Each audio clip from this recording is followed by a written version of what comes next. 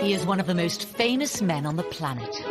Probably after the Queen, Harry is the second most popular royal act, if you like. He's the member of the royal family that most people would say, I'd like to have a drink with him. A young royal who has stood out from the rest of the family.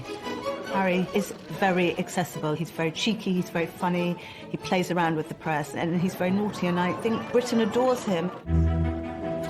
But behind the smiles, Prince Harry has had to face unique difficulties. From his parents' very public marriage breakdown. Harry was very often devastated by what was so public. To losing his mother. He said that no child should ever have been made to do what he did. And struggling to find a role for himself. On the right! Quick! March! Tonight, royal experts and insiders lift the lid on Prince Harry's inner turmoil. If you look back over his life, you can see moments where his troubling side has come to the fore. And we reveal how the problems of his past led him to his present path. Harry blames the media for the death of his mother. He was determined that they wouldn't do for Meghan what they did for Diana. Living a life of privilege, are some of Harry's issues first world problems? Or has he been expected to suffer in silence in an institution famous for keeping a stiff upper lip? I think he's very warm, I think he's very fun-loving, but I think he's also quite troubled, and he's quite open about that. He is quite conflicted when it comes to balancing his private and public life, and really always has been. He said he wants to be ordinary. He can't be ordinary. He is a member of the royal family.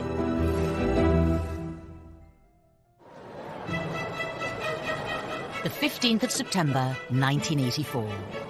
The nation was at fever pitch for the birth of Prince Charles and Princess Diana's second child. Britain loves the birth of a royal baby. Charles and Diana were hugely popular, and everybody wanted to see whether they were going to have a little girl or a little boy. Crowds were gathering outside the hospital, outside the gates of Buckingham Palace, and they wanted to see who was going to be on the tea towel. The guy was christened in this. Looks remarkably well displayed. From the beginning, the spotlight was on the young Prince Harry. For Diana to have another child in fairly swift succession was of course joyous, and then when the child grew up and had ginger hair, and I think even from an early age has been quite cheeky with photographers and seemed to be quite contrasted to William in his temperament, there was of course excitement about him. When it comes to dealing with the press, Hung out at the press totally endeared him to the public, because people thought, here is a royal who's not one of the sort of stuffed shirt automatons. Here's a royal who seems to have a lot of personality, even as a little child. Some labelled it as cheeky, some as rude. Those people thought it was delightful. It was quite endearing when he was a young boy, really came to colour the way his views of the press were shaped. Harry's role in the royal family wasn't just a brother for William and another son for Charles and Diana. On paper, Prince Harry's start in life was incredibly privileged, incredibly lucky, but actually in reality, being born as the younger brother of the future King of England is a very difficult position to be born into. Of course, they're known rather unkindly as the spare. I think being the spare to the heir is a role that inherently has problems attached with it. You know, if you look at the heir, if you look at Prince William, his role has always been defined. What he's going to do has always been clearly outlined. Harry, like spares historically in the royal family, has had to find a role for himself. To some, Prince Harry grew up in the shadow of a brother destined for the throne. He was always less than his brother. The late Queen Mother used to invite Prince William over for tea and talk to him about his future, and not invite Prince Harry. The Queen Mother always made sure that Prince William was seated in a prominent seat next to her, and Harry never was. Diana would take the two boys to Highgrove in Gloucestershire. And on this particular occasion, Diana was driving. I was sat in the front, William and Harry in the back. You know, they clearly got off to a bad start because they were both arguing before we even left. Harry out of nowhere just said, William, you know, one day you'll be king. I won't. It doesn't matter. Therefore, I can do what I like. You can take that comment two ways. It can indicate envy, if you like, that William's got this great future as king, but also there's an element of, I'm free. I'm going to be able to choose my own role in life. While the young princes may have been aware of their unequal positions, their parents were determined to raise them the same way. Diana was very conscious that she wanted the palace to treat the boys equally and to give Harry as many opportunities that were afforded to William. You know, Diana was very fair about how she treated them. There were no favourites, as I saw it. Prince Charles shared Diana's concerns about making sure the boys shared things in their early years, but certainly other more senior members of the family privately would say, well, this is nonsense. I mean, William is the future. All our efforts must go into educating William. It was William who the Queen would invite for lessons in kingship, if you like, when he was at Eton and she was at Windsor Castle. But while Charles and Diana tried hard to keep their sons happy, their own relationship faltered. That with regret, the Prince and Princess of Wales have decided to separate.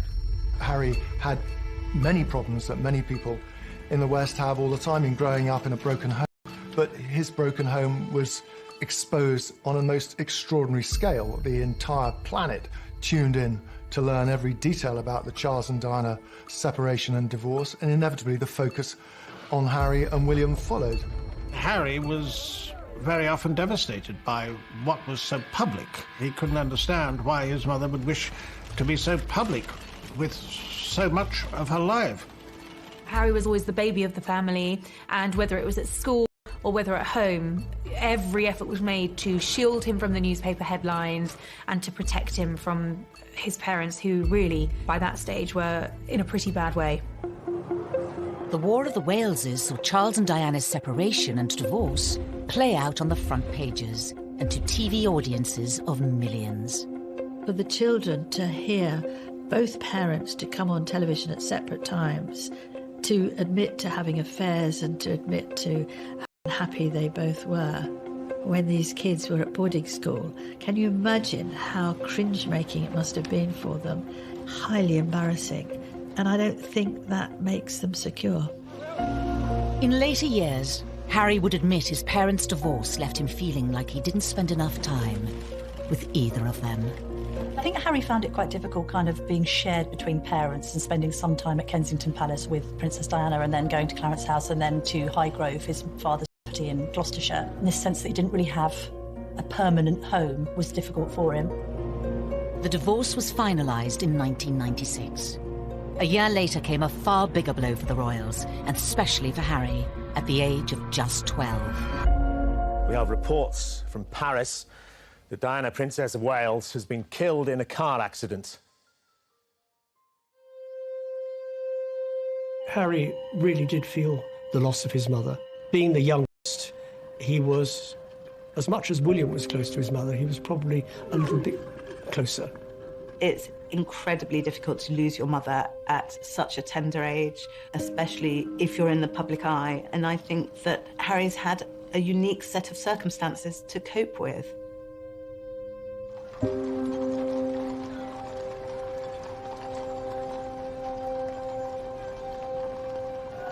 Less than a week after Diana died, her funeral was watched around the world by around 2.5 billion people.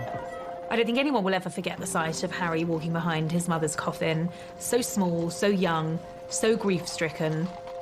But this is part of it's been very difficult for him. There's a mantra within the royal circles that you do not wear private grief on a public sleeve. And they were incredibly brave in the way they presented themselves. All around them, people were caterwauling, weeping, wailing, and anybody hearing that would break down. But no, they didn't. Which was actually very selfish of most people, because somewhere in amongst all that national outpouring of grief, the private grief of the boys got lost. Ever since Diana's death, Harry has been in no doubt about who he blames for the tragedy. I think it was inevitable that Harry blamed the press for the death of his mother. In fact, it was much more grey. There were a lot of photographers outside the Ritz Hotel, but both Diana and Dodi chose to go out that evening. Being part of this family and this role and this job, every single time I see a camera, every single time I hear a click, every single time I see a flash, it takes me straight back. So in that respect, it's the worst reminder of her life as opposed to the best. For 2 decades, Harry said very little about losing his mother. But in recent years, he has lifted the lid on the emotional turmoil he's been experiencing. He said that no child should ever be made to do what he did. The experience of that, the trauma of losing his mother, has culminated in years of personal crises for the prince, something that he's struggled with in adulthood. And I think, having spoken so openly and courageously about the impact that losing his mother had on him, we now do have some understanding on just how much that has shaped him. Harry revealed he had been seeing a mental health professional to help him with his grief. It was a big surprise when Harry came out and said he'd had these mental welfare problems, the fact that he'd sought help, treatment. We learned that it was William who had not forced him, but said, you've really got to get some help here. We also learned that he'd taken up boxing to try and control his aggression, and the aggression was a consequence of his mourning, and he was still dealing with his grief over his mother's death. But it would take nearly 2 decades for Harry to seek help. In the years after Diana's death, the young prince would deal with his troubles in a very different way. The sadness and the grief would make him behave in a very inappropriate way. He had problems with excessive drinking and also problems with drugs.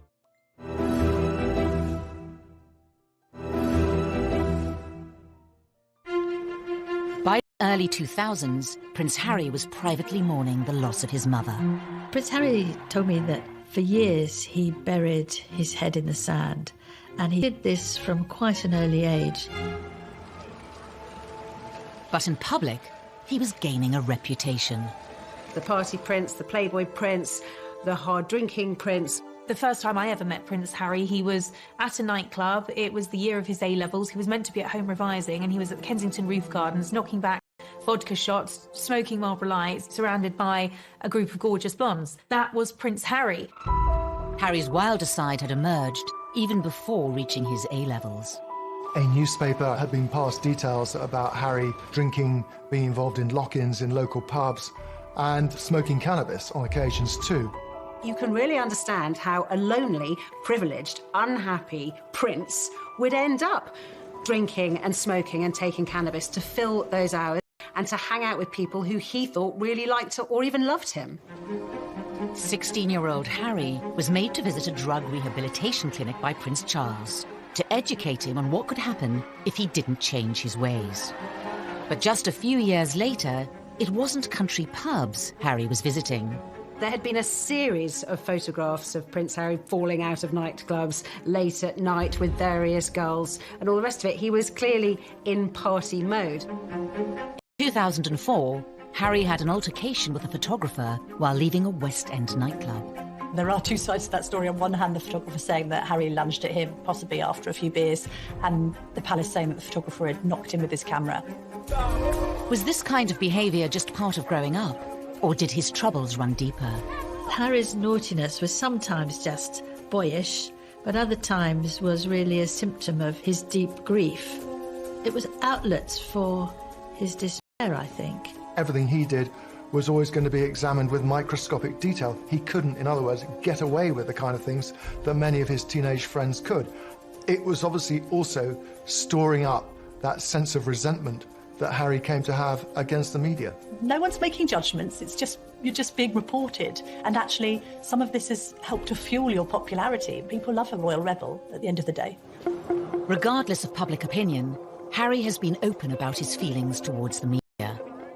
He admitted to reading coverage about himself when he turned 21. They still upset me and I still read them. Why, I do not know, but I have to read them just for peace of mind, just to know what they've written. And to see who wrote it and see who took the photographs, write that down for later. But there was one newspaper report about Harry's behaviour that upset many others. In 2005, while attending a costume party, Harry wore a swastika armband. That was an episode that happened and he was fully protected by the royal machine, and yet it still happened. It was a gradually, sir, this is a really bad decision. Don't wear the Nazi costume. I thought it was actually quite unfair at the time, and I still think it was quite unfair. It was clearly not a political statement. It was clearly a stupid teenager doing a very stupid thing, thinking it was funny. Harry apologised for it. He said it was something that he regretted. It happened on the eve of him joining Sandhurst. The Royal Military Academy, Sandhurst. In May 2005, Harry spent nearly a year here, training to be an officer cadet in the army. Something he'd wanted for a long time. One of the things that we saw very much with Harry growing up was the fact that he absolutely adored the military. I remember him as a 5-year-old strutting up and down the road at Kensington Palace in army fatigues. Harry excelled in his training and was commissioned as an army officer in April 2006. I think Harry found purpose in the army. I think he found safety in the army, ironically, because of course it wasn't safe, but I think he found emotional safety in the army. The army allowed Harry to feel normal.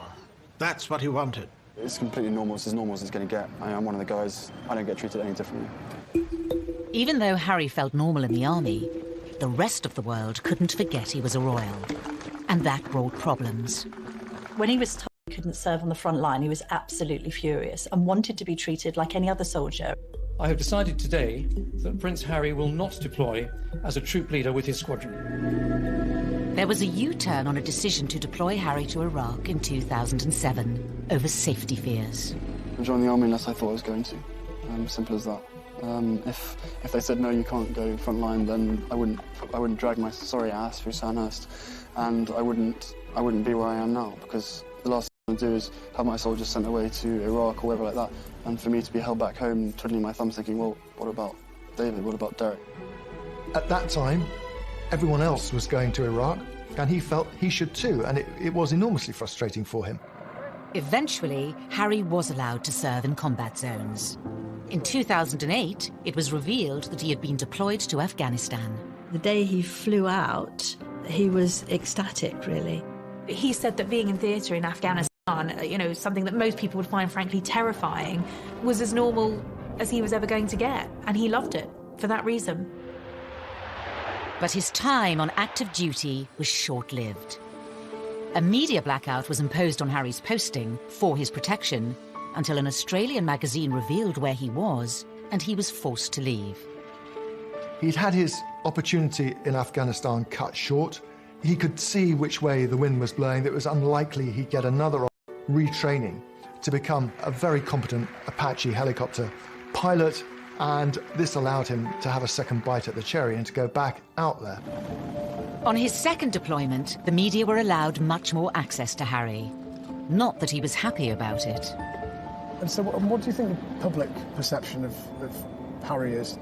I don't know, it fluctuates. It depends on what the media want to write, I suppose. I mean, you know, I'm out here doing a job and I really enjoy it. I never wanted you guys to be out, but there was an agreement made to invite you out on the deal that the media didn't speculate before my deployment. That's the only reason you guys are out here. Harry may not have wanted the cameras there, but it did give the world a chance to see him in his element. If you speak to anybody in the military, they will always say he was absolutely fantastic. Being dragged away from my guys, I think it was all done, it wasn't done in the wrong way, but it was just...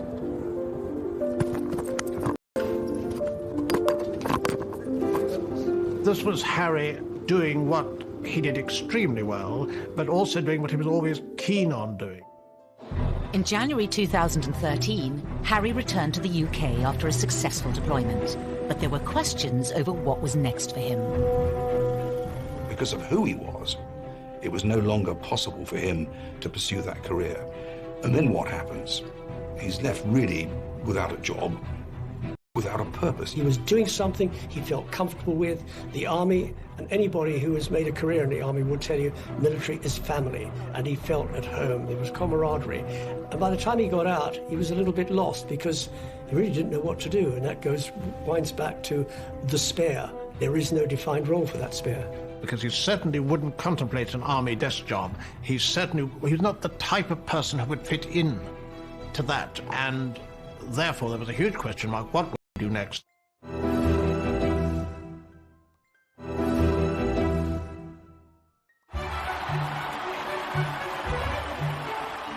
In April 2011, the world watched as the future king of the United Kingdom married his queen. Best man Prince Harry was by his brother's side as William officially settled down. Roger, before 20 seconds and I request and as low as possible. But in between his army tours, was Harry ready for the same thing? They're still talking to you. Or did he still have some growing up to do? The Americans arrived, all is well in the Empire. It didn't seem then that he was yet quite ready to settle down. Oh, there it is. Yes, Harry was a prince, but he was... 2012 was, of course, Harry let loose in Las Vegas. In a Las Vegas hotel, however, it is most unwise to play strip pool. According to the advertisement, what goes on here stays here. In Harry's case, it certainly didn't. Once again, Harry was front-page news for all the wrong reasons. For some, it was Harry the lovable rogue. The tabloids ran the images of him basically stark naked, covering his crown jewels, I think. There was no wrongdoing there. It was a bit of harmless fun. And what's been interesting about Harry is actually quite a few of these episodes have endeared him to the public even more. But Harry was still struggling to reconcile the role he had been given at birth and the man he was becoming. Probably let myself down, let my family down, let other people down, but at the end of the day, you know, I was in a private area and there should be a certain amount of privacy that one should expect. But, you know, it was probably a classic example of me probably being too much on me and not enough Prince, is a simple case of that. After Harry's second tour of Afghanistan, he found a way to combine being a prince with his passion for the military. Your stories move, inspire and humble us. You prove that anything is possible if you have the will. Welcome to the Games. Welcome to Invictus. He founded Invictus Games, helping disabled and wounded men and women from the services. Invictus was also a way for Harry to address his own troubles, as Angela Levin discovered when she interviewed the prince. I said, well, my first question, Your Highness, is that I've seen you on so many occasions with people who are damaged, with young teenagers, ex-servicemen and women, and you are completely brilliant with them. You know what to say and the way to say it. And I wondered whether you were using these occasions to also help yourself with your own mental health issues. Absolute silence, and I thought, help, I'm going to be thrown out. Seemed like ages, and then he said, that's a really big question. Silence. And he said, you're right, of course. He felt that he was helping others who were probably suffering the same as he was, because those in the Invictus Games, they're also suffering. This was Harry's way, undoubtedly, of continuing links with the military, which he wouldn't do from a desk job, but wanted to do in the wider world, following his mother's footsteps as well for charitable activities. Harry had created an outlet that gave him a purpose and allowed him to help others. But what about his private life? His relationship with his brother was always close. Every year, he is the one person on this earth who I can actually really, you know, we can talk about anything and we understand each other and we give each other support and everything. They were two peas in a pod. They looked out for each other. We're brothers, not lovers. Right? There's a difference. It's a bit weird. For some, Harry gaining a sister-in-law highlighted the need for him to move on and find his own partner. Inevitably, there was sort of a little bit of gentle mockery about him as a sort of the third person in the marriage of William and Kate on this occasion, of course, because they were so close, they did things together.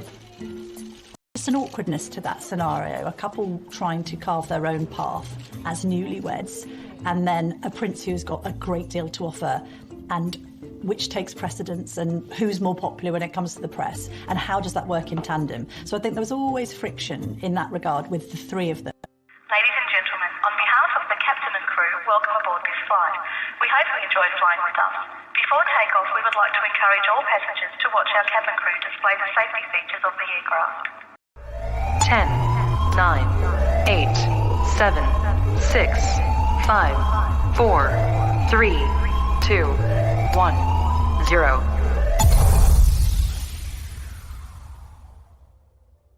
Welcome to the club.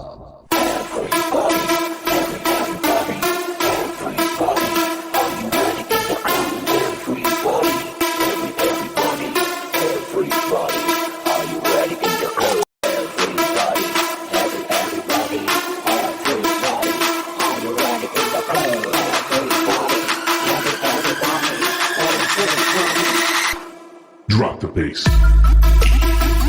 I think what changed things for Harry was William having his own children, and Harry looking on at Kensington Palace where they were neighbours and thinking that he probably wanted that for himself. It's fantastic to have another addition to the family. I only hope my brother knows how expensive my sitting charges are.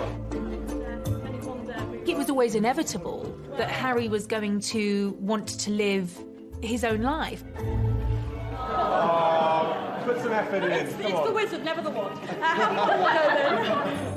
But for Harry, finding a princess of his own would prove difficult.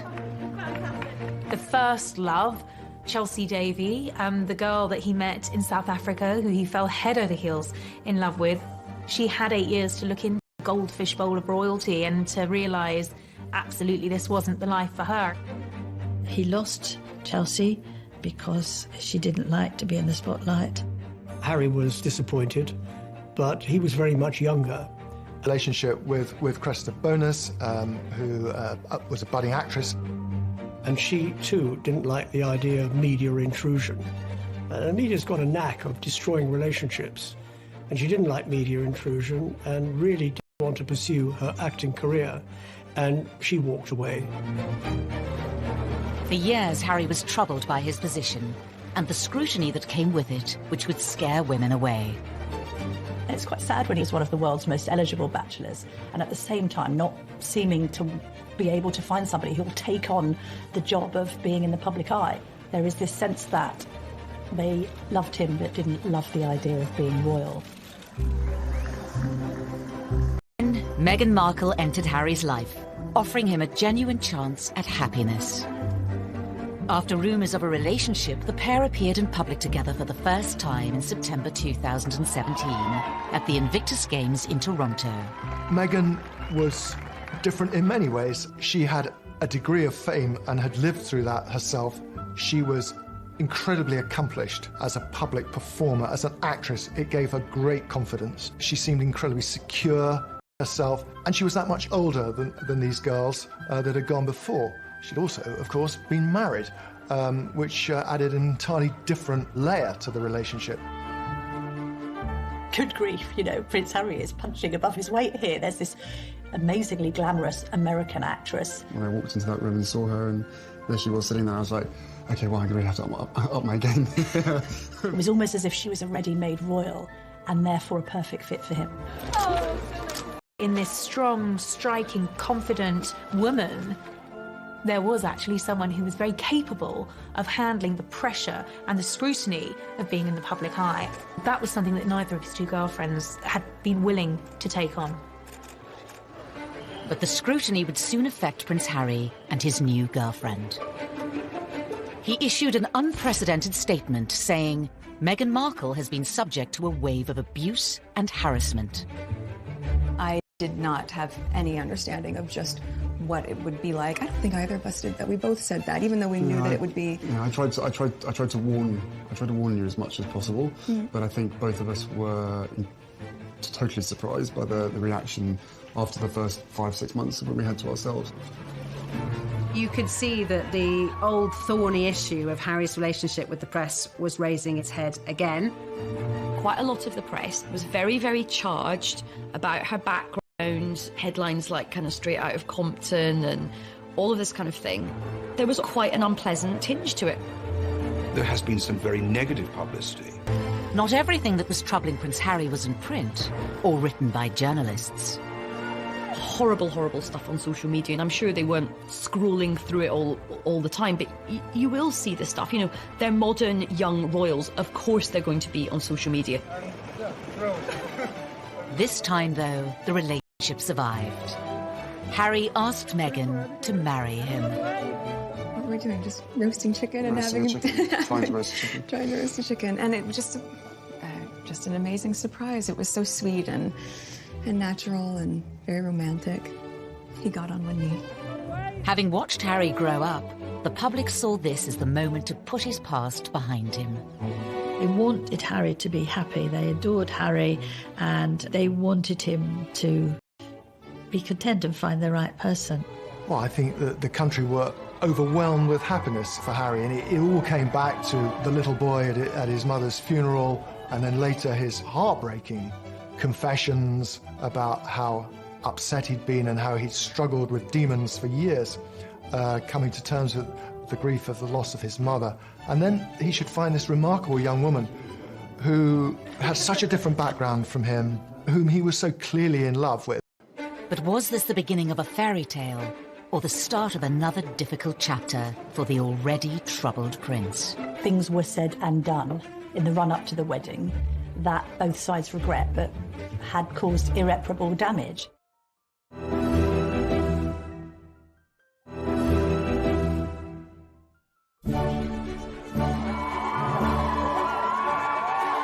On the 19th of May 2018, all eyes were on St George's Chapel in Windsor. The wedding day was wonderful. Meghan looked beautiful in her dress. Harry couldn't have looked happier. The ceremony itself was so vibrant, it was so new, it was so different, it was so unique to the two of them. And I think it was the start of something very, very happy and very, very special. Nobody can deny that the wedding day itself was sparkling. It was magic. It was like Disneyland. But not long after, Harry was once again facing familiar troubles with the press. The wheels started to come off amid suggestions that the couple had been a bit difficult over the planning of the wedding, and that demands were being made that perhaps weren't quite in proportion with their place in the royal pecking order. He said before the wedding, what Meghan wants, Meghan gets, and I think he defers to her a great deal. She's a very confident, articulate woman who's done very well for herself, because she's never been a member of the royal family, but she won't be confined by protocol. The level of perceived criticism against Meghan is something many say has had a profound effect on Harry. He saw echoes of what had happened with his own mother and thought, I'm going to speak out about it. And I know a lot of the press were very, very angry about this. So people were saying, how dare he have the temerity to break this code, that you would never, ever complain. But unlike other members of his family, Harry has not always observed the royal code of silence. After the birth of his and Meghan's son Archie, he became even more defiant. I will always protect my family, and now I have a family to protect. Everything that she went through and what happened to her is incredibly raw every single day, and that's not me being paranoid, that's just me not wanting a repeat of the past. And if anybody else knew what I knew, be it a father, be it a husband, be it anyone, you'd probably be doing exactly what I'm doing as well. I think Harry fears that there will be parallels between his own relationship and that of his mother, and he's very keen to protect Meghan and Archie. I mean, I have the two best guys in the world, so I'm really happy. Harry is so protective of Meghan because of his mother and this idea that he doesn't want any other woman in his life going through what Diana went through. The trouble is with that is he has rewritten history somewhat, because although there was undoubtedly a hounding of Diana, there was also a manipulation of the press. In the eyes of some, criticising the press for criticising them hasn't always been warranted. Meghan flew to New York for a baby shower. Now, nothing wrong with going to a baby shower. That's what Americans do. We don't do it so often in the UK.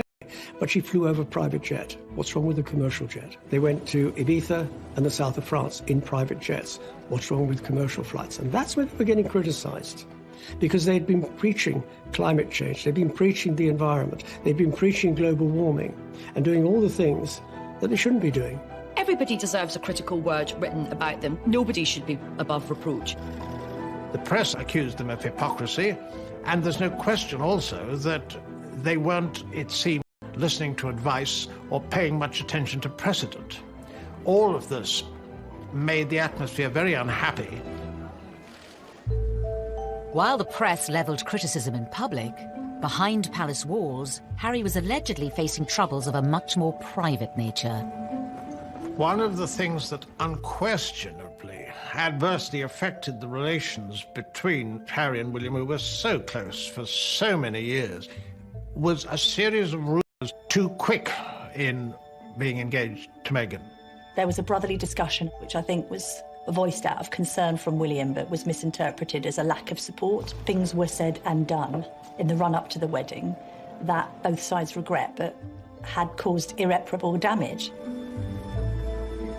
Was Harry losing the one person he could trust?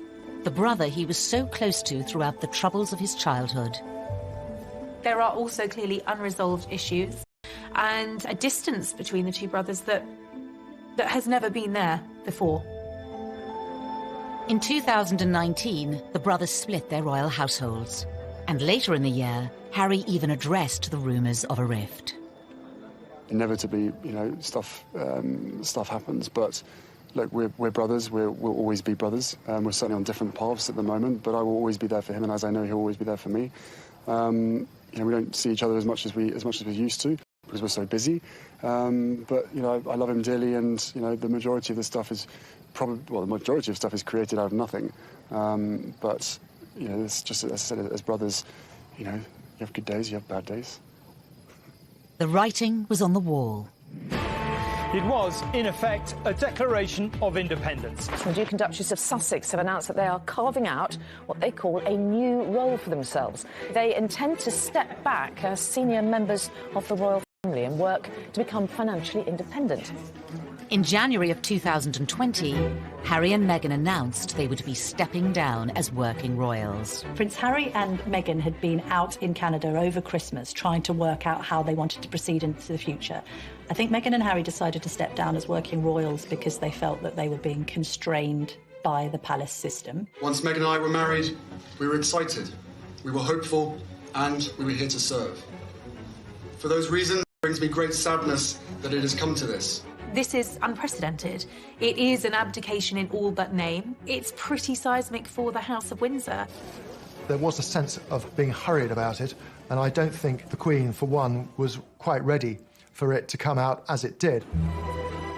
After negotiations with the Queen, it was decided Harry and Meghan would lose the title Royal Highness. They would no longer receive royal funds. The official departure date was set for the end of March. But it seemed Prince Harry was keen for the new chapter of his life to begin. Before giving a speech in Edinburgh, Ayesha Hazarika was the first person to introduce the new, titleless Harry to the world. I met him, and what happened was I was going into the room and I was very unsure about what to call him. I mean, his advisor just said, look, just call him Harry. Just call him Harry. Please give a big, warm Scottish welcome to Harry. I turned him from a prince into a commoner. I have that effect on people. But it was actually very fitting because this was him ending one period of his life and beginning a new period. Harry and Meghan's final royal engagement was in early March, and for some it seemed the prince's troubles were still on display. To use common parlance, the Commonwealth Day service was #Hawks. There was quite a lot of tension there. There was some interesting body language with both of the brothers studiously examining their programmes and not really talking at all. Meanwhile, Meghan's there with a megawatt smile, trying to make the best of things. The lack of warmth between them was, well, yeah, I mean, from having seen them so close for so many years, it was quite startling. The couple plan to split their time between Canada and the UK. Whether that will solve Harry's troubles remains unclear. We will see whether or not that brings the contentment and the peace that they're seeking. He knows in his heart what he wants to be. He said he wants to be ordinary to me. He can't be ordinary. He is a member of the royal family. Wherever he goes, he will be known as a member of the royal family. It's still unclear how the couple's new life, away from palaces and courtiers, will pan out. The Queen has made it very clear that she would always welcome him back, and arrangements where they have to drop the titles and not receive the sovereign grant and all these restrictions are only for a year, and after that it's going to be looked at again. So they're really under the watchful eye of the royal family for the first year, which they probably don't like at all. The future for Harry and Meghan poses many questions. Will they be free to speak their mind? Recently, Harry was caught off guard by Russian comedians in a prank phone call in which he spoke candidly, unaware it was a hoax. I don't mind saying this to you guys. I think the mere fact that Donald Trump is pushing the coal industry so big in America, he has blood on his hands, because the effect that has on the climate and on the island nations far, far away, again, out of sight, out of mind.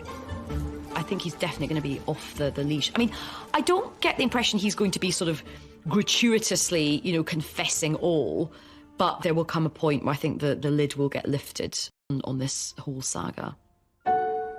Despite his popularity with the British public, Harry has long been a troubled prince.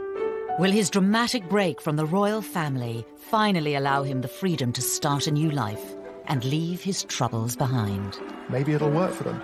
Maybe he'll be a much more... They find themselves and they are equally as successful as they have been. There is a great sense of loss, that this is Britain's loss, this is the royal family's loss at the end of the day, and it's North America's gain.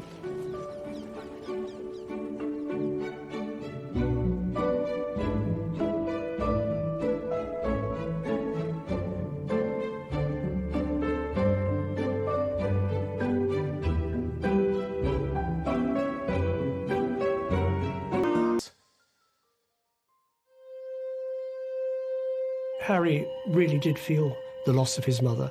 Being the youngest, he was, as much as William was close to his mother, he was probably a little bit closer.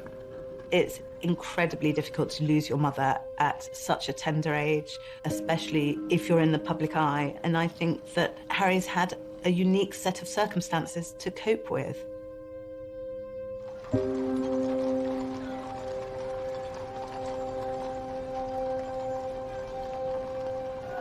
Less than a week after Diana died, her funeral was watched around the world by around 2.5 billion people. I don't think anyone will ever forget the sight of Harry walking behind his mother's coffin, so small, so young, so grief-stricken. But this is part of it's been very difficult for him. There's a mantra within the royal circles that you do not wear private grief on a public sleeve.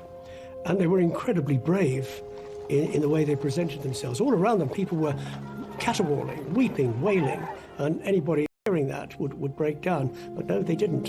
Which was actually very selfish of most people, because somewhere in amongst all that national outpouring of grief, the private grief of the boys got lost. Ever since Diana's death, Harry has been in no doubt about who he blames for the tragedy. I think it was inevitable that Harry blamed the press for the death of his mother. In fact, it was much more grey. There were a lot of photographers outside the Ritz Hotel, but both Diana and Dodi chose to